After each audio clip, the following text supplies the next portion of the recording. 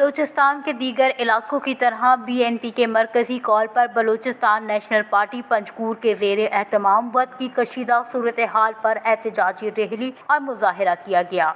احتجاجی ریلی جاوید چوک سے شروع ہو کر مختلف چوراہوں سے ہوتے ہوئے پنجگور پریس کلب کے سامنے پہنچی۔ ریلی میں خواتین اور بچوں سمیت لوگوں کی بڑی تعداد نے شرکت کی۔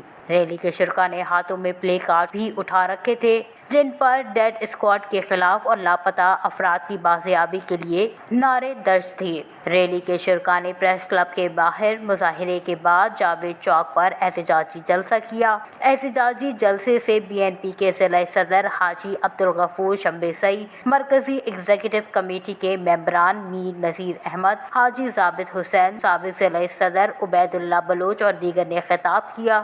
مقررین نے خطاب کرتے ہوئے کہا کہ ایک منظم سازش کے تحت وفد میں ڈیڈ اسکواڈ کو مسلح کر کے حالات کو کشیدگی کی طرف لے جایا جا رہا ہے تاکہ بلوچستان میں خوف و ہراس کی فضا پیدا کر کے صوبے میں انارکی کو بڑھاوا دیا جائے۔ انہوں نے کہا کہ سردار اختر جان مینگل بلوچ قوم کا اثاثہ ہیں اور ہر بلوچ اور دیگر مظلوم اقوام کی مؤثر آواز ہیں۔ بندوق کے زور پر کوئی بھی مسئلہ حل نہیں ہوتا ہے۔ نواب بگٹی شہید کے ساتھ حکمرانوں کا جو رویہ تھا اس کے منفی اثرات سے آج تک صوبہ باہر نہیں نکل سکا ہے۔